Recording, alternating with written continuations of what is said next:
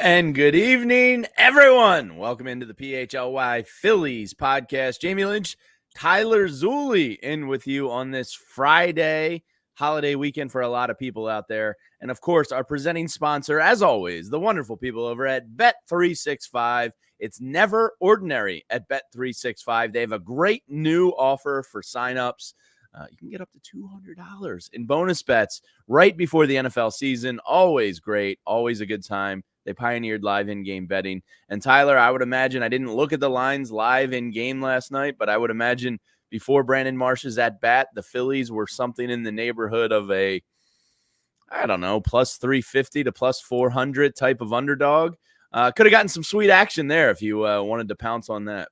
Yeah, I would think so. I mean, Charlie Morton was kind of dancing with fire, and they let him. And it was 4-0 at the one point. Matt Olson was sensational. You probably would have gotten some really good numbers because the offense looked anemic through the first five plus innings. But last night was I don't want to overstate it. It's one game in 162, but it felt bigger. It did. It's why it was the thumbnail. We talked about it on the post game last night. It felt like a playoff atmosphere. Definitely did. And it's the Braves and Orlando Arcia and a hateful bunch, easy to hate bunch. And yeah, it did feel big. It felt like, I don't want to say a turning point, but it might've been the point where I went, oh, I think they're back because of that resilience. Christopher Sanchez goes out there. We talked about it last night, 18 swings and misses. Had his stuff working a little bit, but Matt Olson was just superhuman versus him and hit a ball. I saw Ryan Howard hit one. There used to be a Citizens Bank ATM that was right beyond the bullpen. I think they even marked it out there. He hit one to that back wall. That was the furthest ball I've ever seen hit in Citizens Bank Park, but that Matt Olson shot last night was damn close. Yeah, I mean, listen, there's a reason the guy hit 50-plus home runs last year. I know he's having a little bit of a down year compared to what he was last year. We've talked about this plenty. There was going to be a natural regression from this Braves team just because, it would have been physically impossible to be the best team in baseball ever for a second year in a row, offensively speaking. But it's still a dangerous lineup. They're banged up. They're bruised. But you still have Matt Olson, who is a power threat. If Austin Riley gets back for the playoffs, that would be big for them. I'm not sure if he's going to be ready or not. They said last I heard was mid-September for him, best case.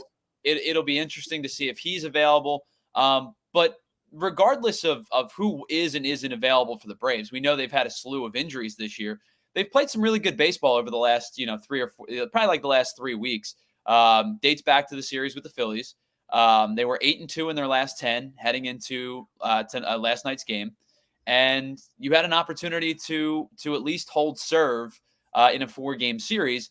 And now in order to hold serve, all you have to do is go 1-3. I'd love for more, but at least to hold serve over a 4-game stretch, 2-2 is what they needed.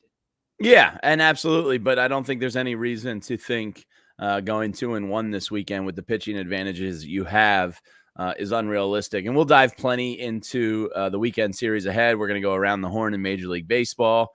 But the decision last night, and I actually had this in our notes, and again, thanks to our friends at Miller Lite for getting us to Top Tomato last night. Spectacular spot in Center City right there on 11th Street, just south of Sampson.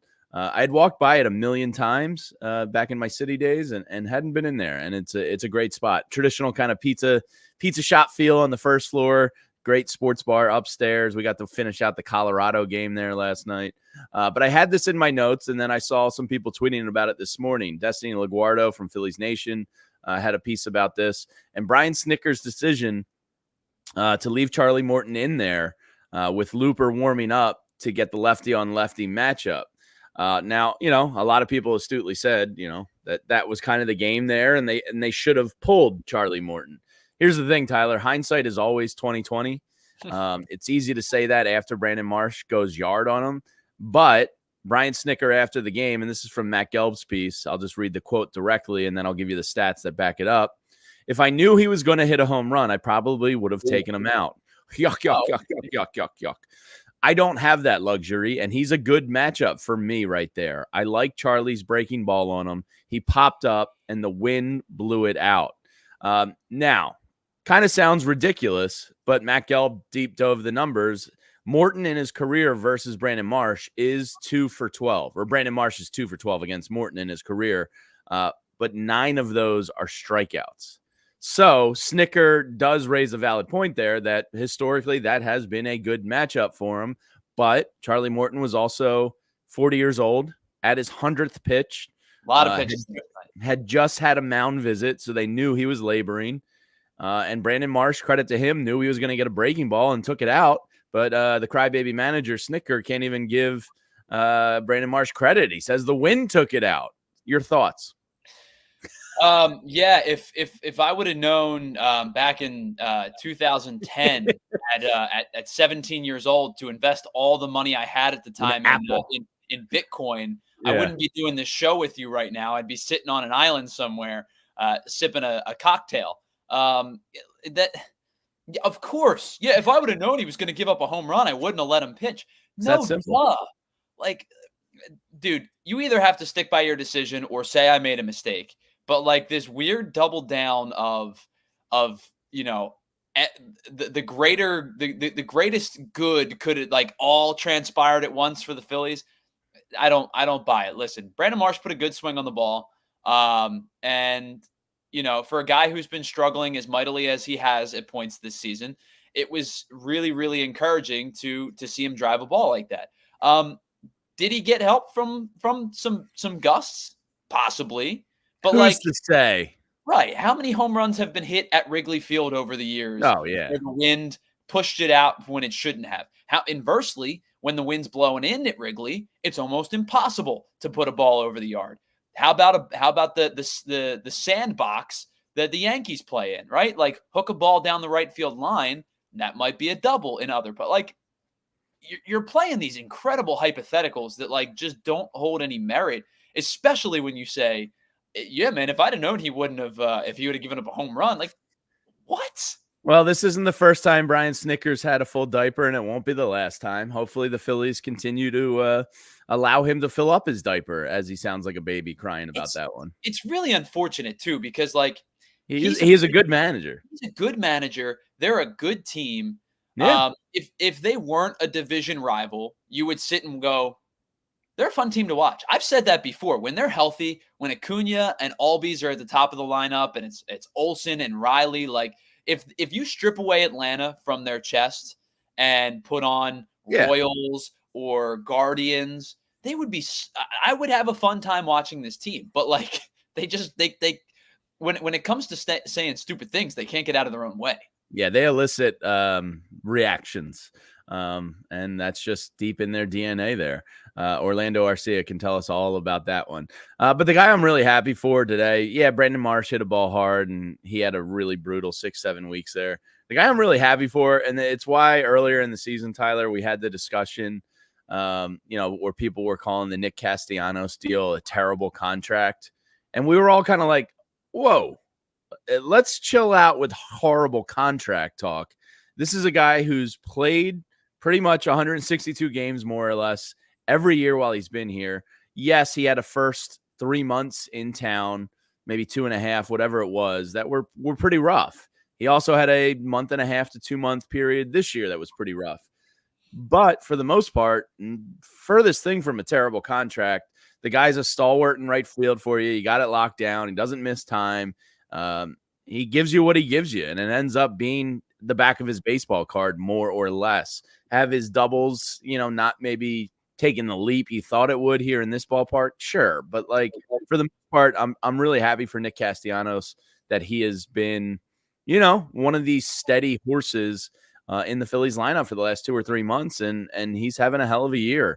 And it's why that early season contract disaster talk was a little premature. Yeah, I mean, you want to talk about the doubles, right? 2019 was his career high. He hit 58 when he split time between Detroit and he was traded to Chicago.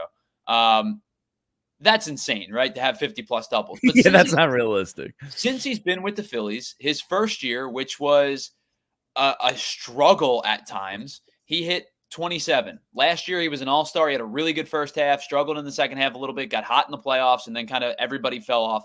He hit 37. Castellanos. This year, he's got 26. So in each of his 3 seasons, he's never hit less than 26 doubles.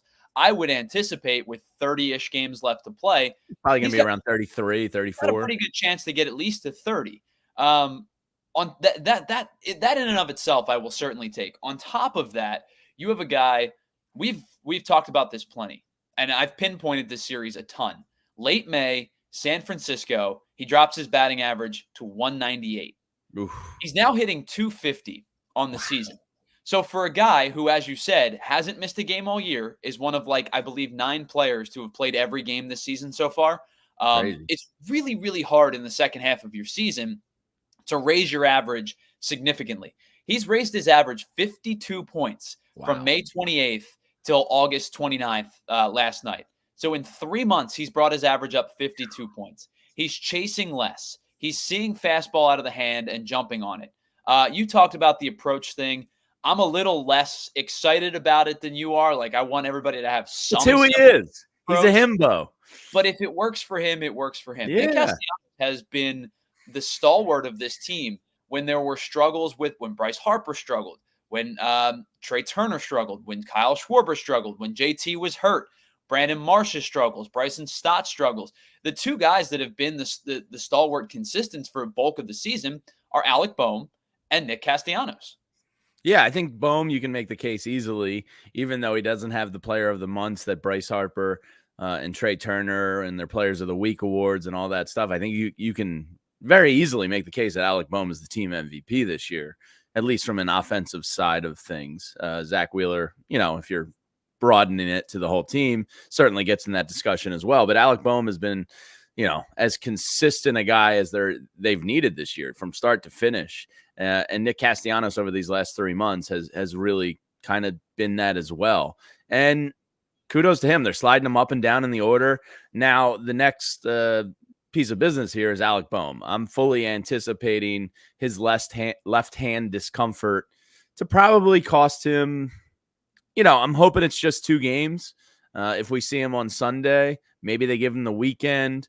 Apparently still sore after the game last night. X-rays negative. They're going to reevaluate him today. So there's no real update from last night, but I fully expect him to miss time here. And then back to Castellanos. I would assume Rob just slides him up into the 4 hole there and gives him the cleanup duties the way he's swinging the bat. Yeah, I would think so. I think it's the obvious fix. It keeps a righty at 4. Mm-hmm. You can go, not that I love it, but you can break up the righties and the lefties. If you want to use Stott at 5, you can. Sure. If you want to go righty, you can go JT at 5, and then you would go lefty 6, 7. Unless you decided that you wanted to split the lefties up even further, you could go 6 and then Edmundo Sosa at 7 and the other lefty at 8. You've got options. I think they like Austin Hayes in the 9 hole. Again, to kind of break up the righty-lefty thing. So my assumption would be Castellanos at 4, some semblance of Stott or Marsh at 5. My guess they would probably lean Stott.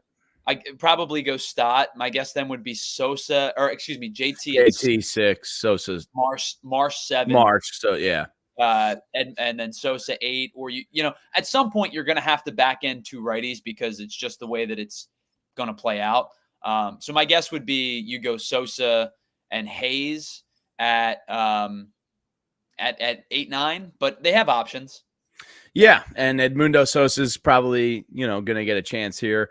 Not sure. 6:40 start. The guys are probably down there 2:00-ish, 2:30-ish. I'm guessing there. I'm trying to remember from my days back at the stadium all the time. So I would imagine, probably in that 3:00, 3:30 neighborhood, we get an update on Bohm's hand. Obviously hoping for the best because he's been tremendous this year. And you're going to have to pay that man some money if you're going to keep him. Yeah, I mean, it's Alec Bohm made some cash this year. Yeah, arbitration runs out eventually, right? You are thrilled to have that type of guy perform on that type of contract. Anytime you get a guy who's in, contract renewal or arbitration or pre-arb or whatever you want to call it, and they're performing at a level that exceeds the handful of millions of dollars that they're making. It's the same thing when you sign a guy, like you always talk about. There's no bad 1-year deals. when you Nope. sign a guy to a 1-year deal, or like in the case of a Matt Strahm where you get him for 2, but it's cheap and they're performing for you in the back end of the bullpen. You always want to be able to have a couple of those guys on your roster because you know that you're paying Harper, you're paying Schwarber, you're paying Castellanos, you're paying Wheeler, you're paying Nola, right? Like your top dogs are going to get paid. You need some of those guys in echelons like 3 and 4. And I'm not saying Bohm's been there this year, but like you need those type of guys to round out a roster. Otherwise, you're going to be paying a lot of money in free agency. Yeah, Bohm is critical to this roster construction. Steve Garrison in the chat says, well, if you pay Bohm, does that mean Stott gets let go and Miller plays second? Well, Aiden Miller went 0 for 4 last night, Tyler. So clearly that kid's a bum. Well, he's never going to make the majors. You cross, as my parents would always say, we'll cross that bridge when we get to it. Yep. Aiden Miller is played shortstop this year. He has the potential to play third base as well. When we were down in Clearwater, we heard some possible outfield discussion for him. The Phillies gave him the year at shortstop because that's what he wanted to play, and that's where they wanted to see him out. Aiden Miller is a TBD positionally. He's a good enough ball player that he can probably play a couple of spots. He could be a realistic possibility to join the team next year when the roster expands in September. So it's not that far away, but positionally, you don't have to lock him into anything yet for a while. And Bryson Stott, they thought he was a cornerstone piece of this team, and he still probably is. But he had a regression this year. So we'll cross that bridge when we get to it, in other words. So I think that I always felt that Aiden Miller was destined to be a third baseman. Clearly, the Phillies think he's a shortstop. That's all he's been playing in the minor leagues. He can take over for Trey too, potentially. Trey could be a DH or a center fielder in 2 years, 3 years, whatever.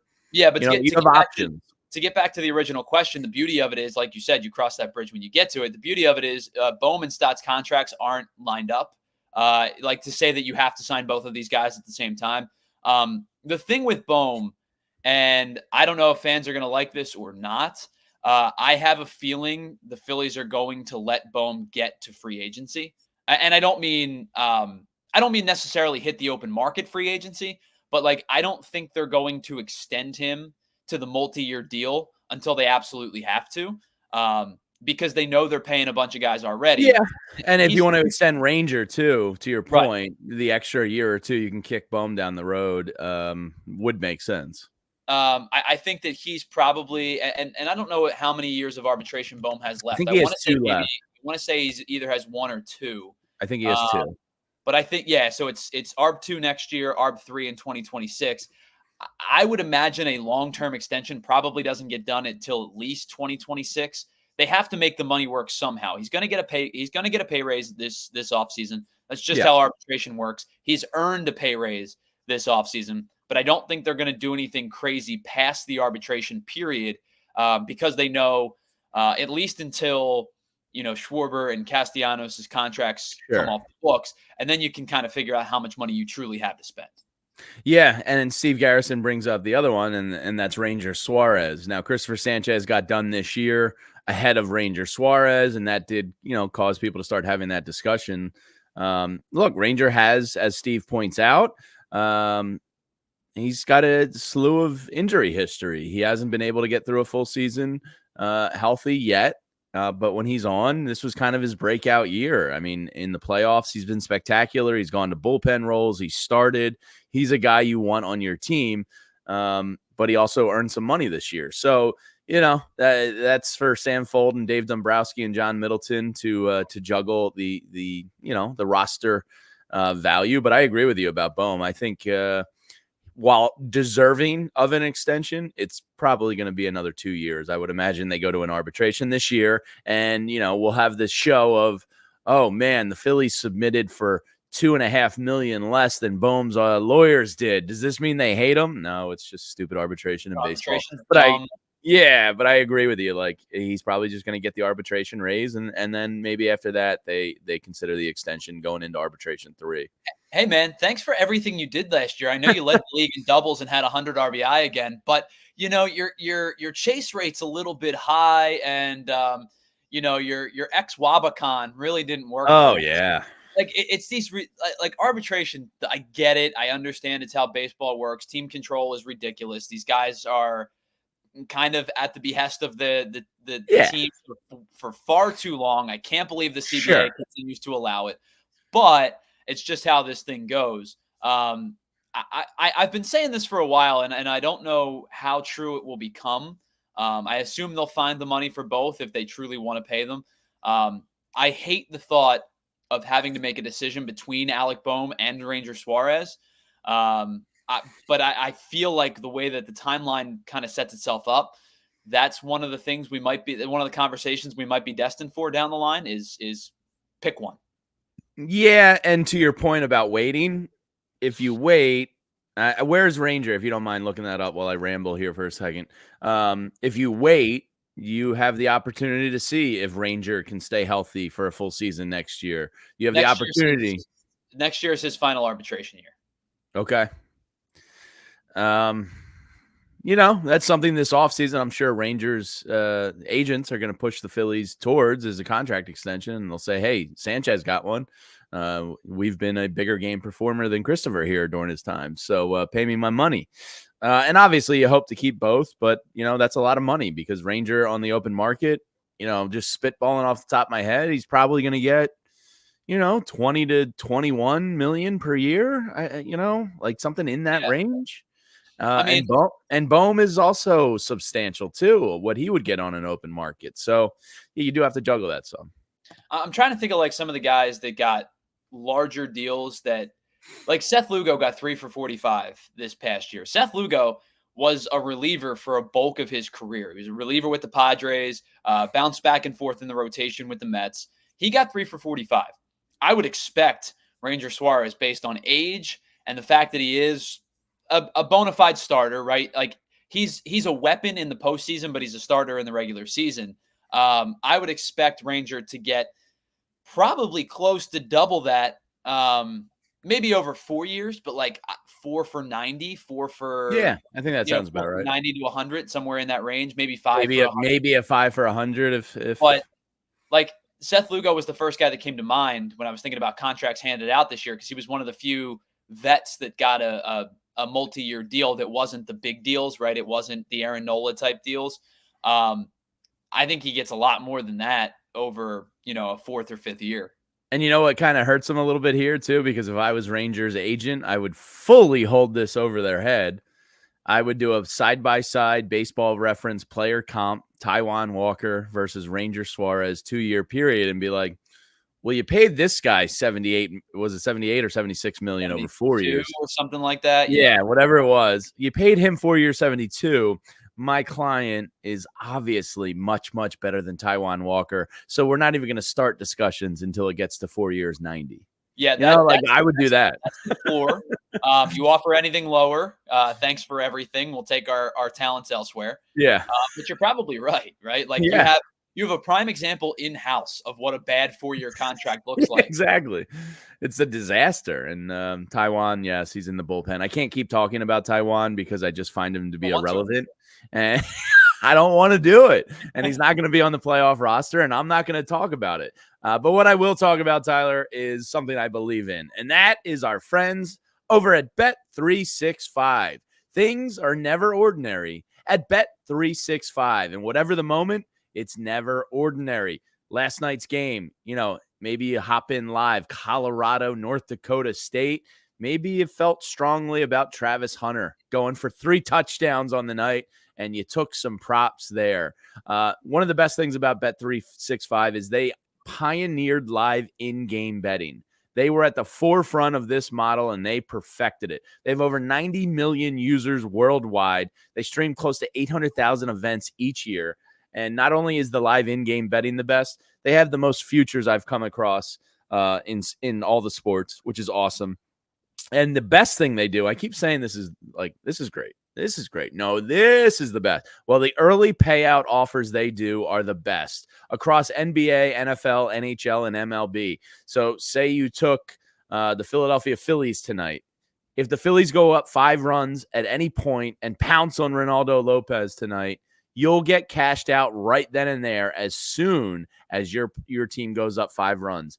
They have the same offers across NBA, NFL, and NHL. So right now, new customers can get $200 in bonus bets. It's up from $150 to $200 in bonus bets when you bet just $5. Use the code PHLY365 to sign up. Just deposit $10, place a bet for $5, and get $200 in bonus bets. Bonus bets can be used on the spreads, totals, player props, futures, and more. And Tyler, before you tell us about some new friends, I'll tell you the bonus bets I made there. I took Jalen Hurts over 21.5 touchdowns passing. Passing, right? Yes. Okay. You like it? I do. I think that's free money. Well, I took it's free money. We could have an hour conversation on the Eagles offense. So we could just, hey, this is the Eagles podcast now. Thanks. Well, yeah. AJ Brown's going to catch 12 of those 21.5. So, like, you know, I'm already halfway there. The other day they boosted Jalen Hurts MVP. Now, this is great value, and this is not homerism.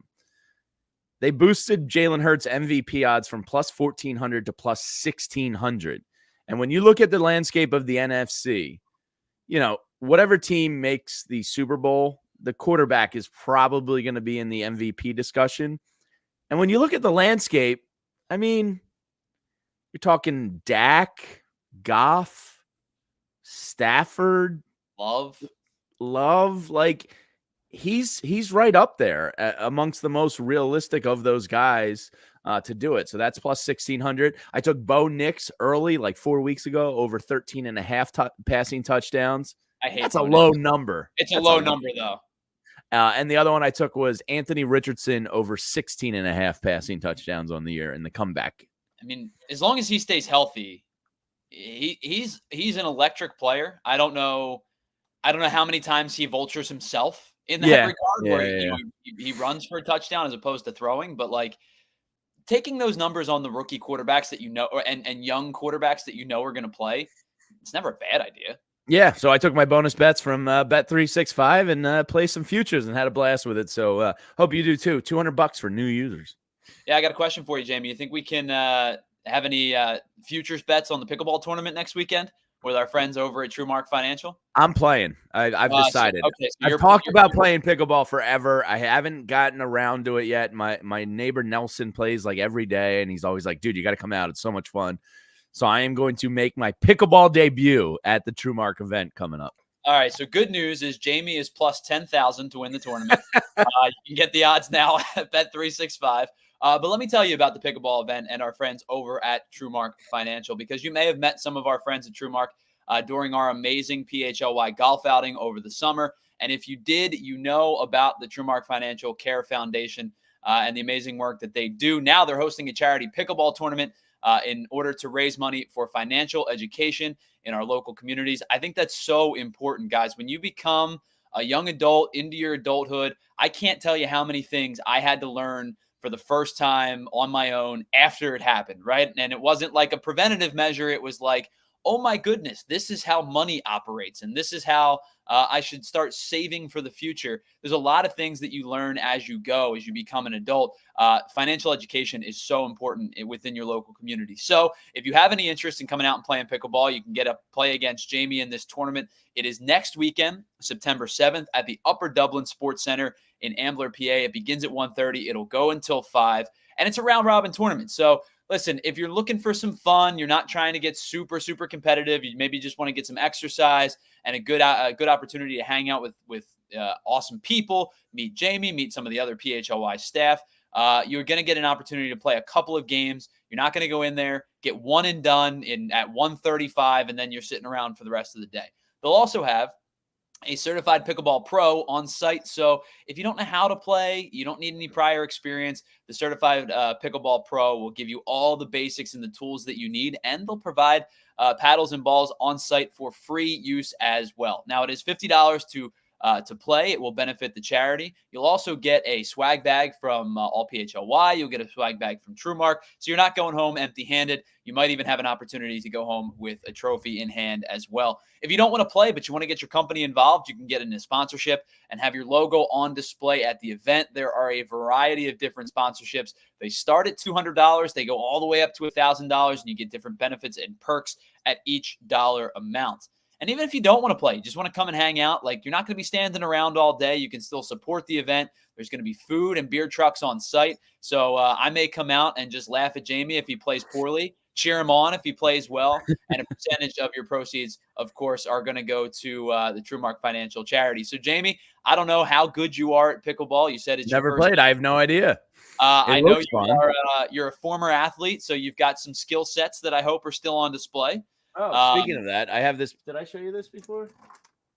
My ACL tearing? Yes, in picture ACL tear. That right there, my right knee, it's impressive. Is my ACL exploding in college. That's actually impressive that they were able to get the shot of that. Just dumb luck. A dad on the team. It wasn't even like the team photographer or anything. A dad on the team came up to me like a month after it happened and was like, I have this photo I don't think you're going to believe. And sure enough, I didn't believe it. I actually took it into Booth Bartolozzi and Balderson, the guys that did my knee, who did all the athletes in town. And they were like, I've never seen a picture like this. And it was hanging in their office. I don't know where their office is now, but it used to be down at Penn. So yeah, it was a rare photo. Yeah. If you want to get in with elite athlete Jamie, you can go to truemark.com /PHLY pickleball. And if you sign up and you mention that you are a fan of the show or a fan of PHLY, you will get 10% off your registration. Nice. Yeah, great cause. Financial literacy, very important. Mickey Durkin wanted to know, I don't have a Ranger Suarez bobblehead. No, I do not, unfortunately, have my sweet boy Ranger up there. But what I do have is Jason Kelsey, Allen Iverson, the big piece, Ryan Howard, and Bryce Harper. I have, you want to see what, since I kind of moved desk locations today, this is all right, so this is the mini basketball from the 93 Final Four I went to with my dad. That's a Coke bottle from the 93 Final Four in New Orleans, one of my favorite memories with my dad ever. I was a Fab Five fan, so he surprised me with a Chris Webber trip. This one is for college basketball bust outs. This is Tim Thomas right here, Tyler, who went to Villanova. Now, Tim Thomas was the #1 high school recruit in the country at the time. It was a huge deal for Villanova, their biggest recruit ever. My cousin was in classes with him and got this for me one Christmas because I was a hoops junkie. Now, can you tell me who Tim Thomas was a higher high school recruit then? Someone local. Someone local. Quite famous. What year we talking? Or what year? We're talking 90s, right? 98-ish, I want to say. Was it Sheed? It was not Sheed, but good guess. Another guy who had a pretty damn good career in the NBA, Kobe Bryant. Tim Thomas was the #1 recruit. Kobe was second. Let's see. We got a Donovan McNabb autographed helmet here. I won at a Super Bowl rally. We have a Matt Ryan football and a lot of fun stuff up there. I got a Ted Williams baseball and a Mike Schmidt baseball. A bunch of cool stuff. So yeah, I got a closet behind me. Well, so my house was, and as you can see, like the corner over here, right in this corner, I am currently where I'm sitting. I'm currently sitting in one of those soccer mom fold-out chairs. That's what I'm sitting on right now. I have a autographed puck. I think it's Bobby Clark, but I'm not really sure. I'm not a pucksman that well. Tell people it's Bobby. You should tell people it's Wayne Gretzky. Yeah, it's the great one. So sorry, Mickey, I don't have the Ranger Suarez bobblehead, but that Kelsey one's pretty sweet. We bought that after the Super Bowl. Yeah, sure is. Okay, no Pizza Hut basketballs. I loved those Pizza Hut basketballs, Mickey Durkin. My dad used to take us every year at the Final Four to go get them, and then I would just dunk them in the driveway and ruin them. So I don't think any made it through the test of time there. But nonetheless, the Pizza Hut basketballs were awesome. So, Tyler, the Phillies can just fold on the season because they didn't become the first team in Major League Baseball last night to get 80 wins. So, season's over. Every other mark so far, they're the ones to hit it, and they didn't get to 80. The Dodgers hit 80 last night. The Phillies stink with 79. Yeah, they're terrible. Womp, womp. Crazy. Good team wins games. That's the headline. You know, good team wins game. The Dodgers are a good team. They have been all year. they're like, we're almost to a point where the good teams have basically separated themselves a little bit. I think the National League East, there's 6 playoff spots, and there's probably only 8 teams left that have any legitimacy to a playoff spot, like outside of the 6 that are currently in the playoffs.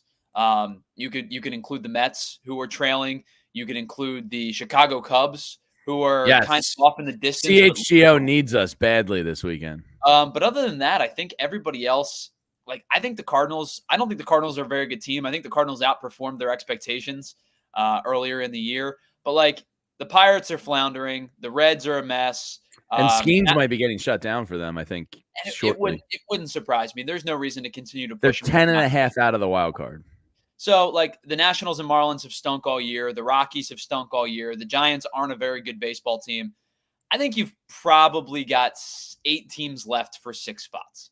Yeah. So the way it is right now, Diamondbacks are your top wild card team right now. They are just hot. They're 7-3 in their last 10. They've been on a tear. Corbin Carroll decided to be Corbin Carroll again. They're very, very good. The San Diego Padres are 1 game back of the Diamondbacks, and the Atlanta Braves are tied with the San Diego Padres. And then from the outside looking in, the Mets are 3 games back, and the Cubs are 5 games back. And then you get into the Cardinals-Giants territory, which is probably not that realistic.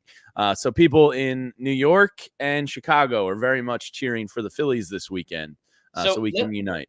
Let me ask you a question. I was thinking about this, and this was like my barroom thought of the day when I woke up yesterday.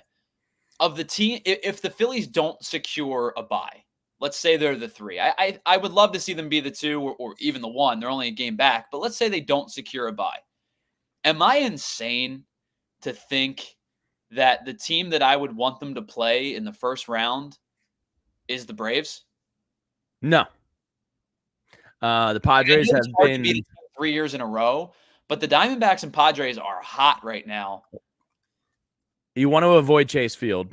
I mean, Rob Thompson said that the batters there have a tough time picking up the ball.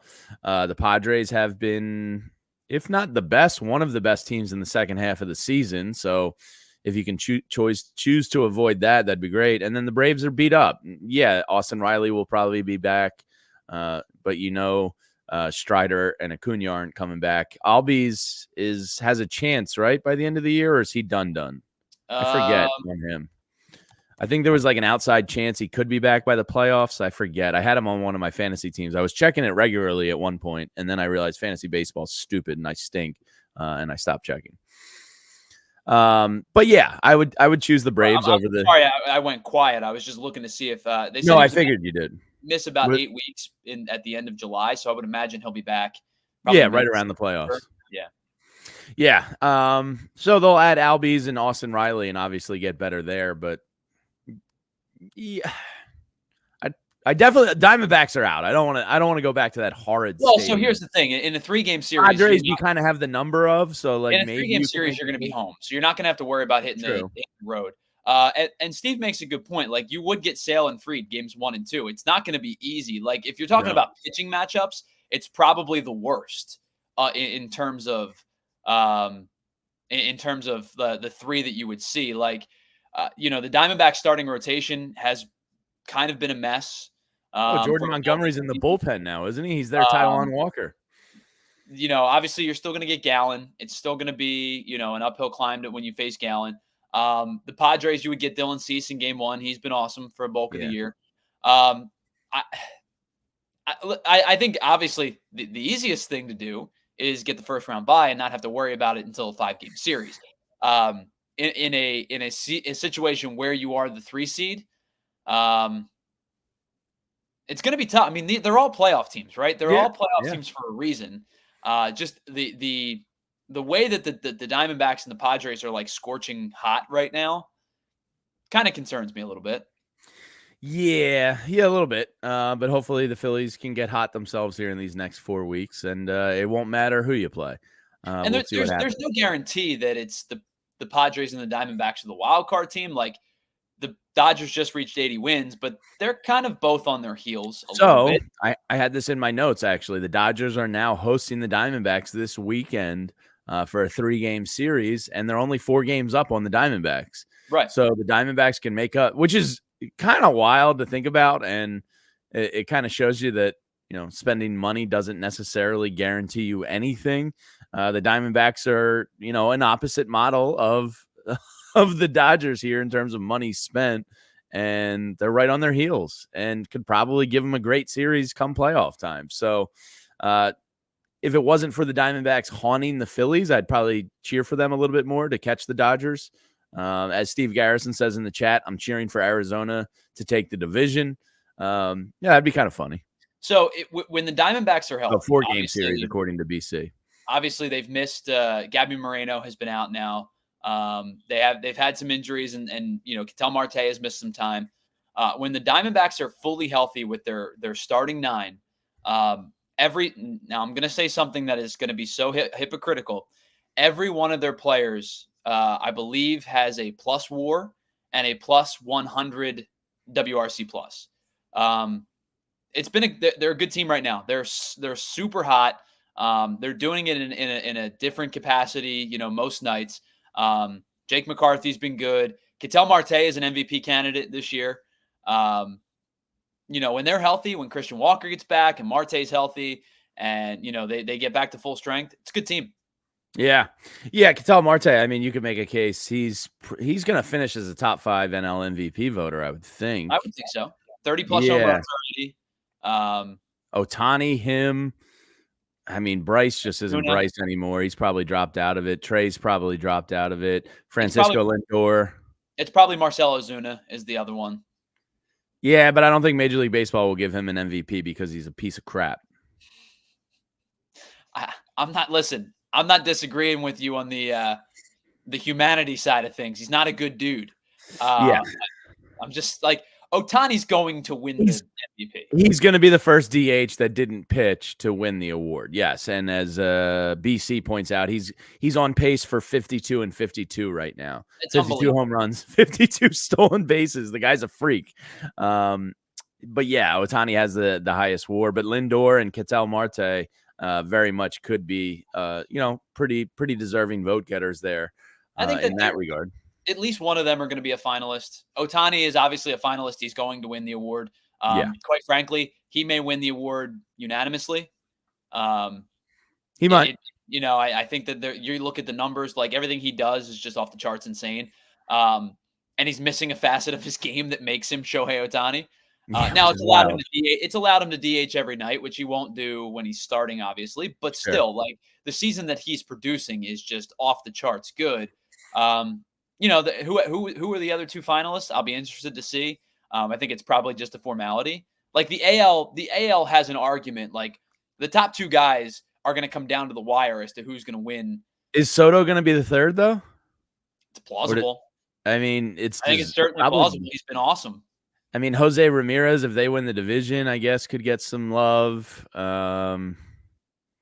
Usually it goes kind of hand in hand with a little bit of team success as well. But yeah, Juan Soto and Aaron Judge and Bobby Witt Jr. are probably your 3, but you could probably make a case for some other guys as well. Somebody, who was it? Philly 007 in the chat says, anybody else want to face the Diamondbacks? I want revenge badly. I'll be honest, since we're here in the trust tree amongst friends, I'm a little nervous about the Diamondbacks. Revenge is sweet, and it's best served cold, yada, yada, yada. I don't know. If it's anything other than a home Citizens Bank Park series, I would feel nervous. Well, I mean, I think that it would be a difficult series for sure. They're a good baseball team. We just talked about it. Can they beat them in a 5 or 7 game series? They can. They can. Yeah. I would say amongst the teams that I want to see in the playoffs, they're probably towards the lower echelon. But at some point, you got to beat a good baseball team to get into a CS or a World Series. Yeah. So do you feel better about a Dodgers team who's got elite talent with Mookie Betts coming back, but the rotation is kind of iffy? Do you feel better about a Braves team who's got a really strong 1-2? Probably 1-2-3, quite frankly. Reynaldo Lopez would get game 3. But They're still a little depleted by injury. Like, you're kind of playing pick your poison in terms of like who you would prefer to see in a 5 or 7 game series. Yeah. Two comments here. Steve Garrison is very hot on the Juan Soto to the Phillies offseason rumor. It's going to cost you $500 million probably, but sure. If John Middleton wants to pony up for Juan Soto, come on down, sir. Listen, if you're willing to open up the checkbook, no one in this city is going to go, I don't know. Yeah, I don't know. Like, you're taking Juan Soto. Juan Soto is your everyday right fielder, and you figure something out.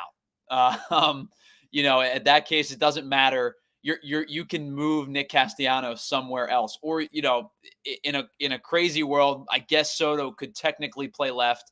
Probably prefer him to play right, but you know what I mean. Like, you figure it out if that's the case. Where do I think Juan Soto ends up? I think the Yankees have to keep him at this point. I think he's staying in New York. In which capacity, I don't know. But I would say he's either going to be a Yankee or a Met next season. I would agree. Apparently, the whole impetus of getting rid of Verlander and Scherzer's money last year was to gear up for this and not spending any of it this year. Yeah. So, as my Mets buddies call him, Uncle Stevie has kind of cleared the books the best he can to get Soto in New York. So they might just straight up outbid the New York Yankees. But those two are pretty good. Aaron Judge and Juan Soto. Yeah, they're probably going to be 2 of the 3 finalists in the AL there. Steve Garrison said, just give him a deferred contract. Who cares? Sure. You might not take it. You know what I mean? You could offer it. Like, yeah. If you say, hey, here's the money, but you're parsing it out over 20 years versus if somebody said, hey, here's the money, it's over 7. I'm not too optimistic about it. Money changes a lot, man. Money, and listen, they're in a different tax bracket than the rest of us. But if somebody came up to me and said, hey, here's an opportunity for X amount of dollars over 5 years, or we're spreading X amount of dollars over 15, I'm taking the 5 years. You know what I mean? Like, I want that money up front. Yeah. Unless my tax accountant says this is better for you in the long run, you'll save $12 million over the course of 25 years or whatever. Yeah, I could be talked into it a little bit. But yeah, I'm not going to get too high on the Juan Soto hype this offseason. As much as I would love him, he is a tremendously good baseball player, but the Yankees would be crippled to lose him as they're having like 2 of the greatest Yankee seasons of all time. Kind of hard to let that guy leave your building, but certainly it's possible. All right, Tyler, the rest of the series this weekend, how we feeling? Here's the pitching matchups. As we go, of course, we alluded to tonight, Ronaldo Lopez having a tremendous year, 7-4 on the year, 2.02 ERA, has 119 strikeouts, has given the Phillies a little bit of fits in his life. Yeah. Versus our sweet boy Ranger Suarez tonight, who looked great in his return. How you feeling? This is a good pitching matchup tonight, Ronaldo Lopez versus Ranger Suarez. Yeah, it sure is. I mean, Lopez did a really nice job the last time out against the Phillies. It wasn't too long ago. Missed a lot of bats. Kind of made them look silly. And he's done a really good job for the bulk of this year of getting ahead, staying ahead. He's not giving up a ton of hard contact. He's been good this year. It was a really good acquisition for them, for a guy that, has, for the bulk of his career, was a reliever. Wanted to start, kind of started to make a transition with Chicago a little bit. And the Braves brought him in and said, hey, dude, you're a starter. Let's work this out. We'll stretch you out through spring training. We'll stretch you out through the beginnings of April and May. And it was another savvy move by Alex Anthopoulos. War criminal. Just continues to make good moves. War criminal. Arrest that man. Anybody know what oh my goodness, I don't even, it was the prospect they had that they traded for Chris Sale. Right? No, not, was it Vaughn Grisham got traded last year, I think, right? Yeah, Vaughn Grisham, right? Was traded for Chris Sale. Yeah, I think it was that deal. So, like, anybody know what Vaughn Grisham's doing right now in Boston? Yes, it was Vaughn Grisham. Yeah. Who cares about Vaughn Grisham right now when your team gets a Cy Young winner?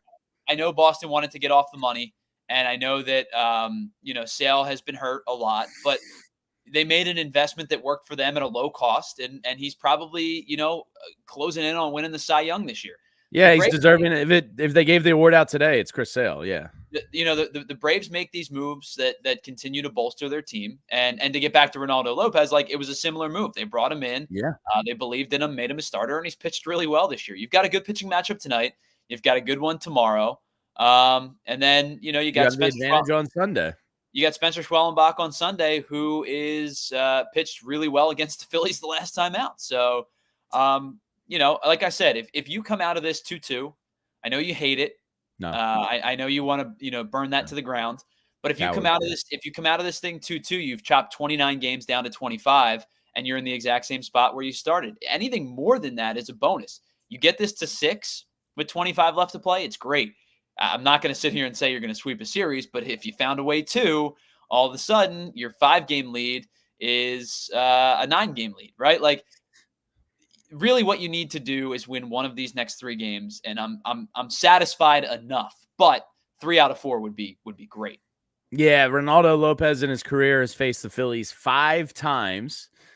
He has 22 strikeouts, 1 save in his 5 appearances versus the Phillies with a 2.37 ERA.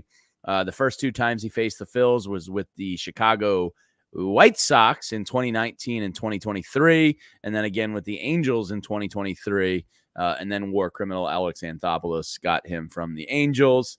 The Chris Sale move looks like, the best move of the offseason, pretty much. Listen, and we said it at the time. We were like, the Braves are going to resurrect Chris Sale, aren't they? Those sons of... And I understand, like, from a Red Sox standpoint, I understand you want to get off of the money. You were looking to kind of maybe be a young, scrappy team, maybe in a rebuild. I understand why you wanted to get rid of the Chris Sale contract, but, like, we all saw this happening. That if any team was going to resurrect the guy to be former Chris Sale, it was going to be the Braves. He's been great all year. We talked about it in the offseason. Like, if he's anything for this team, and this was prior to Spencer Strider going down, if he's anything for this team, it bolsters their rotation. It's a dangerous lefty, especially if you're going to see the Phillies in the playoffs, who have a lot of, their top hitters are left-handed. It was a savvy move then, and it was an amazing move now. Yeah. And then if you like pitching matchups, this weekend's great. Zach Wheeler versus Max Fried Saturday. And then, of course, as we said, Schwellenbach versus Sanchez, Nola on Sunday. Yes. My brain is fried. All right. A couple things I want to hit as we get out of here. We talked about Aaron Judge just a moment ago. He was actually on my show sheet because Buster Olney put out a tweet about how great this season is. And I'm going to read it first, and then we'll talk about some omissions from said list. Okay. But Buster Olney tweeted out, adjusted OPS plus career highs for all-time greats in a single season. Mike Trout had 198 in 2018. Mickey Mantle had 221 in 1957. Shohei Ohtani 221. Shohei Ohtani 184, Albert Pujols 192, Willie Mays 185, Hank Aaron 194, Ken Griffey Jr. 171 in back-to-back years, 93 and 94. Those are some pretty good players. Really Aaron Judge's adjusted OPS plus in 2024 comes in at 230. That's unbelievable. Now, unbelievable Aaron Judge, to put in context how he's done versus some all-time greats. Why would Buster Olney leave off Barry Bonds? Oh, you mean 2004 when he broke the home run record and had a 263 OPS plus? Yeah, that one. Why would he be left off of that list? Oh, I don't know. It's a great question. I think Buster Olney doesn't clearly like Barry Bonds, which is, I guess, his prerogative to discredit the steroid era guys. But Barry Bonds had 4 consecutive seasons of a OPS plus of 231 or more. Yeah. 259, 268, 231, 263. Led the league in OPS each of those seasons. Led the league in OPS plus 9 times in his career, and he did it 4 times with the Pirates and 5 times with the Giants. The best baseball player ever. I said 2001, was the year he hit 73 home runs. 2004 was the year he had a 263 OPS. He only hit 45 home runs this year. Sorry. Thank you, BC. I apologize. 2001 was the year that he hit 73 home runs. the point being, he was 231 or more 4 consecutive years. Unless you just don't have validity with the steroid era guys, which I disagree with, but I guess I can't fault you on. You can't leave Barry Bonds off this list. Well, just include him in the tweet and put an asterisk on it if you want to. You know what I mean? Like, you can't forget the greatest baseball player ever. And another omission there, as pointed out in our Discord, and you can, of course, join our Discord if you become a diehard here at PHLY. MJ Logan points out also no Josh Gibson. Josh Gibson had 281 OPS plus in 1 year. So Josh Gibson, omissions, by all accounts, could be like, if you wanted to make an argument for Josh Gibson potentially being the greatest hitter to ever walk the planet, I can't fight you on it. To me, the best player of all time is Willie Mays. But if you wanted to argue that the best, I'll go with his godson. If you wanted to argue that the best hitter of all time could have been Josh Gibson, like, I'm not going to fight you on it. Like, the numbers that we have now, and I'm so happy that his stats and many player stats have been added to Major League Baseball, because we were talking about this before the show. Like, there are players that you can't tell the story of a sport without. You cannot tell the story of baseball without Josh Gibson. It would be malpractice to do it. So I'm glad that the numbers are being added to the history of Major League Baseball, because they deserve to be added. I don't think all of those numbers are accurately described. I think Josh Gibson at times is better than what his numbers indicate, because they've done, extensive research for his games, and they've come up with really good, accurate, pretty accurate numbers. I think Josh Gibson is a better hitter than the numbers that they have been able to accumulate for his career. Legitimately one of the greatest hitters to ever walk the planet. To not include his 281, you said? 281, yeah. To not include his 281 Come is on, malpractice. Buster. What are you doing? Also malpractice. There's some Ted Williams discussion in the chat happening as well. Yeah, first all-time in on base, second all-time in OPS. He's one of the greatest hitters to ever walk the planet. You have probably there's probably like 5 or 6 guys. Maybe it's not 5 or 6. It's maybe 4 or 5 guys. Love that. My dad got me this because my dad always told me that Ted Williams. Wait, why am I so? Yeah, there we go. He was a notorious D when it came to signing autographs.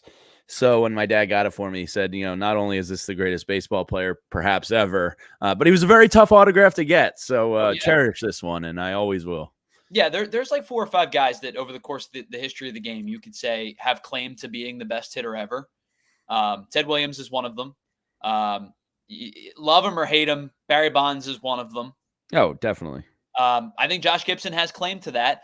And then the other one, based on my previous statement, you know how big of a Willie Mays fan I am. I think Willie Mays is in that category as well. If you strictly want to go guys that put bat on ball, Tony Gwynn could be in that list. I'm looking more kind of the fully rounded guys. Like Ted Williams is a 500 home run hitter. Barry Bonds is the all-time leader in home runs. Willie Mays is over 600.